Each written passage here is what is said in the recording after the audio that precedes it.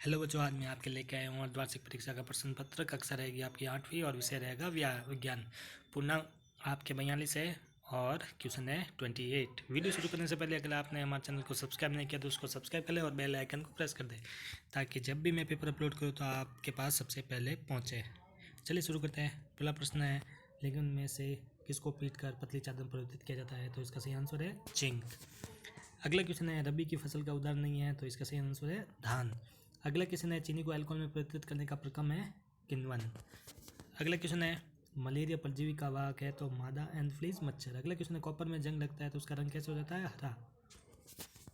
अगला क्वेश्चन है, किससे घर्षण को कम किया जा सकता है? उसका सही आंसर है स्नेक से। ऐसा रोग जो विषाणु के कारण होता है इन्फ्लुएंजा।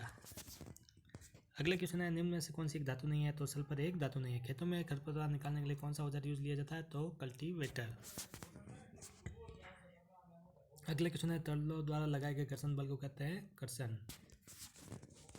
अगला क्वेश्चन है, रेगिस्तान है तो फास्फोरस सब बहुत धातु है, तो इसका सही आंसर है सक्रिय।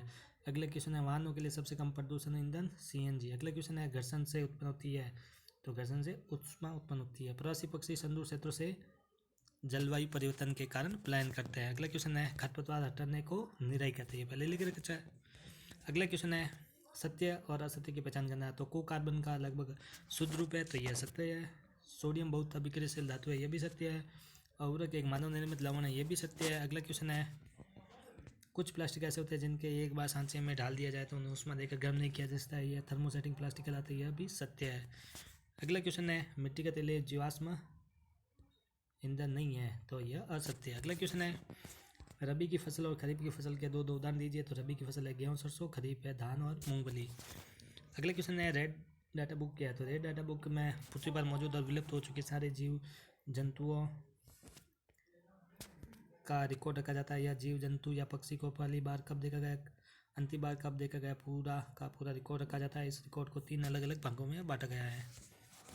अगला क्वेश्चन है, सूक्ष्म जीवों के मुख्य वर्ग कौन कौन से हैं? तो जीवाणु जैसे कि राइजोबियम, बेसाइल्स आदि, कवक जैसे कि मशरूम, पेनिसिलिन, राइजोप्स आदि, प्रोटोजोआ जैसे कि अमीबा, पैरामीशियम आदि, शैवाल जैसे कि क्लेमाइडोमोनास, स्पाइरोगाइस आदि। अगले क्वेश्चन है, हमें जैव विविधता का संरक्षण क्यों करना चाहिए? तो हमें जैव विविधता का संरक्षण इसलिए करना चाहिए क्योंकि ये हमारी राष्ट्रीय परंपरा का एक भाग है। पौधों और जानवर दोनों एक दूसरे भाग से होते हैं। पारिस्थितिक संतुलन बनाए रखने के लिए हमें जैव विविधता का संरक्षण करना चाहिए। अगला क्वेश्चन है, सीएनजी और एलपीजी ईंधन के रूप में उपयोग करने के क्या फ़ायदे हैं? तो सीएनजी और एलपीजी का उपयोग परिवहन वाहनों में ईंधन के रूप में किया जा सकता है क्योंकि ये ईंधन कम प्रदूषण करते हैं। इन ईंधनों का रख रखाव आसान है, स्वच्छ ईंधन होने के साथ साथ ये सस्ते ईंधन भी हैं।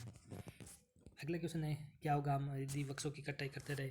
तो पौधों या जंतुओं का संरक्षण, हम वृक्षों की कटाई करते रहे तो धीरे धीरे सारे वन्य प्राणी विलुप्त हो जाएंगे, पेड़ पौधे भी गायब हो जाएंगे, प्रदूषण का स्तर बढ़ जाएगा, मृदा का अपरदन अधिक होगा। वह क्षेत्र जिसमें जंतु और प्राकृतिक आवास में संरक्षित होते हैं कहलाते हैं। अगला क्वेश्चन है, प्रतिजैवी क्या है? प्रतिजैविक लेते समय कौन सी सावधान रखनी चाहिए?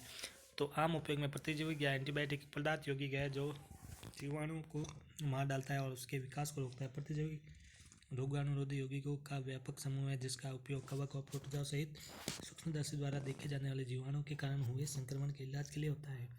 प्रतिजैविक लेते समय सावधान रखनी चाहिए। किसी योग्य डॉक्टर की सलाह पर प्रतिजैविक लेनी चाहिए। डॉक्टर द्वारा निर्धारित कोर्स को पूरा करना चाहिए। प्रतिजैविक हालांकि सर्दी और फ्लू के खिलाफ प्रभावी नहीं होते हैं क्योंकि ये रोग विषाणु के कारण होते हैं। आशा है कि यह उत्तर आपकी अवश्य मदद करेगा। अगला क्वेश्चन है, कोरोना वायरस बीमारी के संकेत और लक्षण क्या है? इसके बचाव के लिए हम क्या क्या उपाय करने चाहिए? तो कोरोना वायरस से पीड़ित लोगों के कुछ लक्षण इस प्रकार होते हैं: बुखार, थकान, सूखी खांसी, नाक का बंद, बहती नाक, गले की खराश, सांस लेने में कठिनाई। कोरोना से बचाव के लिए सामाजिक दूरी रखना जरूरी है। व्यक्तिगत स्वच्छता और शारीरिक दूरी बनाए रखें। हाथों को बार बार धोना और सफाई का बड़ा ध्यान रखना। चेहरे और आंखों पर टच नहीं करना। यदि आपका चेहरे को बार बार टच करने की आदत है तो उसे तुरंत बदल दें। इसी के साथ ये पेपर समाप्त होता है और यही पेपर आपके एग्जाम में आएगा, तो वीडियो को शेयर करना ना भूलें।